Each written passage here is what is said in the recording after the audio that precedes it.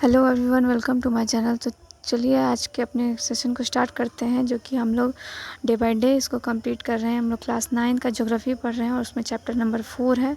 तो आप लोग प्लीज़ चैनल को सब्सक्राइब कर लीजिएगा अगर नए हो तो, जिससे आपको डे बाय डे इसकी अपडेट्स मिलते रहे। हम लोग SCERT बुक को कंप्लीट कर रहे हैं, तो उसमें क्वेश्चन आंसर भी आपको मेरे टेलीग्राम पे प्रोवाइड हो जाएगा। तो उसको टेलीग्राम चैनल जो डिस्क्रिप्शन में है, पिन है, उसको जाके ज्वाइन कर लीजिएगा, जिससे आपको उसका क्वेश्चन आंसर भी मिल जाएगा, जो कि क्लास 9 के हैं और बाकी जो कॉम्पिटिटिव एग्ज़ाम्स के हैं उनके लिए भी ये बहुत हेल्पफुल है। तो चलिए स्टार्ट करते हैं अब देर बिना किए हुए। तो हमारा टॉपिक है जलवायु। जलवायु भारतीय जनजीवन को प्रभावित करने वाले भौगोलिक तत्वों तथा प्राकृतिक पर्यावरण को समझने के लिए भारत की जलवायु को समझना अति आवश्यक है। जलवायु क्या होता है, इसके बारे में हम लोग इसमें डिटेल से चर्चा करेंगे। इस देश का लगभग आधा भूभाग कर्क रेखा से दक्षिण में है, जो उष्णकटिबंध में है, तथा आधा भाग उत्तर में है, जो विस्तार की दृष्टि से उपोष्णकटिबंध में है।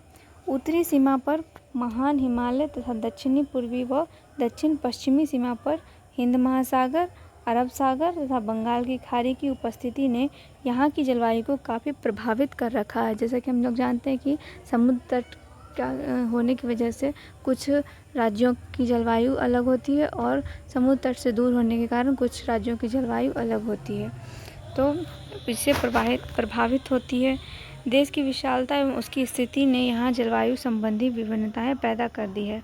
भारत में विभिन्न प्रकार के अलग अलग जगह पाए जाते हैं। विभिन्नता बहुत ज़्यादा एक ही भारत देश में ही हम अलग अलग जलवायु पाए, जैसे कि रेगिस्तान में, गुजरात में, तो अलग अलग जलवायु पाई जाती है। देश की विशालता में उसकी स्थिति ने यहाँ जलवायु संबंधी विभिन्नताएं पैदा कर दी है। फलतः कहा जाता है कि विश्व की सभी प्रकार की जलवायु भारत में पाई जाती है। मतलब विश्व में बहुत जैसे जैसे विविधता है, भारत में बहुत ज़्यादा विविधता है, वैसे भारत में बहुत ज़्यादा जलवायु पाई जाती है। जैसे कि जम्मू कश्मीर में ठंड पाया जाता है, रेगिस्तान में गर्मी, और इसी तरह और नीचे साउथ की तरफ जलवायु अलग होती है समुद्र तट के किनारे। तो ऐसे ही भारत में अलग अलग तरह की जलवायु पाई जाती है। बोलचाल की भाषा में लोग मौसम और जलवायु को एक ही मानते हैं, लेकिन दोनों में अंतर होता है। पर भूगोल के विद्यार्थियों ने दोनों में अंतर समझ लेना चाहिए। जलवायु लगभग स्थायी होती है, पर मौसम सामयिक। जलवायु एक को बदलने में काफ़ी समय लगता है और मौसम दिन प्रतिदिन बदलता ही है। एक विस्तृत क्षेत्र में 30 वर्षों से अधिक समयावधि के मौसमी या वायुमंडलीय विशेषताओं के कुल योग के औसत को जलवायु कहते हैं। मतलब ये लंबे टाइम तक रहता है। किसी भी क्षेत्र या स्थान के खास समय में वायुमंडलीय दशाओं को मौसम कहा जाता है। जैसे कि सुबह का मौसम भी कुछ और रहता है, शाम को कुछ और, तो इसे बदलता रहता है। मौसम एक दिन में कई बार बदल सकते हैं, किंतु जलवायु सालों साल एक क्षेत्र में एक ही रहती है। मौसम तथा जलवायु के मुख्य तत्व तापमान, वायुदाब, पवन, आर्द्रता तथा वर्षण है, जो सूर्य ताप से प्रभावित होकर बदलते रहते हैं।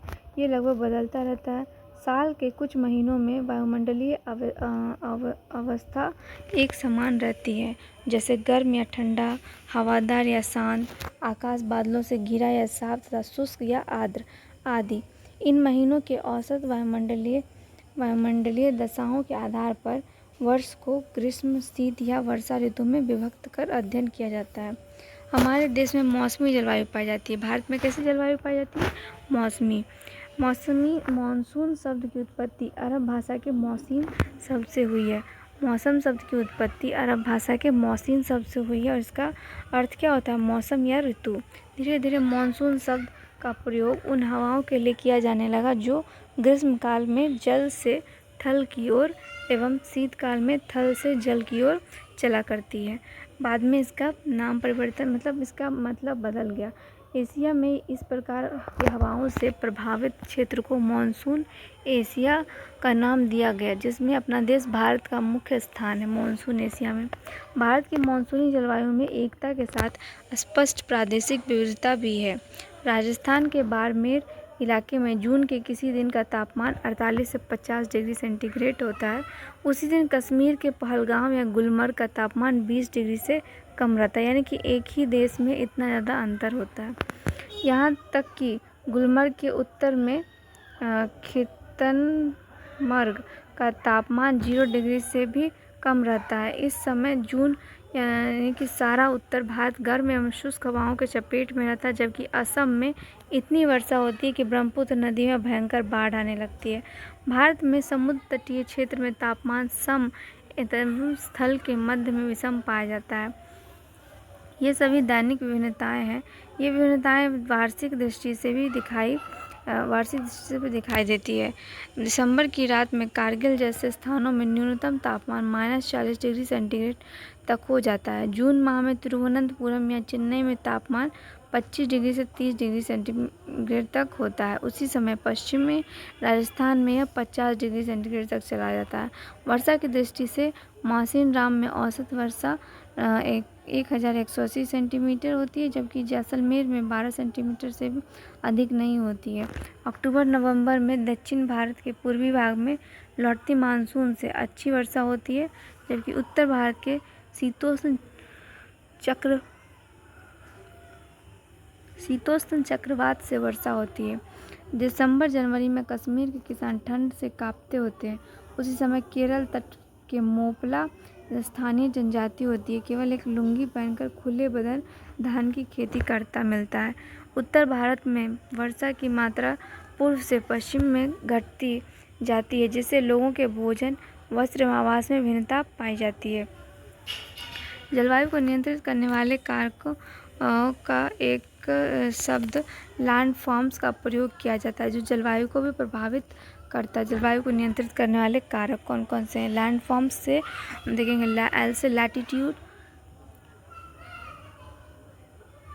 अक्षांश, ए से एल्टीट्यूड अक्षांश, एन से nearness from sea, D for direction of wind, F for forest, O for ocean current, R for rainfall, ये M for mountain, S for soil.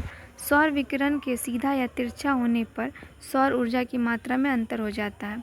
सूर्य की किरणें निम्न अक्षांशों पर सीधी तथा उच्च अक्षांशों पर तिरछी पड़ती हैं। यही कारण है कि विषुवत रेखा के ध्रुवों की ओर बढ़ने पर तापमान घटता है।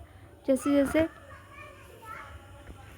समुद्र तल से धरातल की ओर बढ़ती जाती है, वायुमंडल विरल होता जाता है तथा तापमान घटता जाता है। यही कारण है कि निम्न अक्षांश में स्थित उटकमंड अर्थात ऊटी में तापमान काफ़ी कम रहता है और गर्मी में यह काफ़ी संख्या में पर्यटन यहाँ आते हैं। कहीं भी तापमान बढ़ाने पर जलवायु घटता है तथा तापमान घटने पर वायुदाब बढ़ता है। पवन उच्च वायुदाब में निम्न से निम्न वायुदाब की ओर बहती है। ऐसे में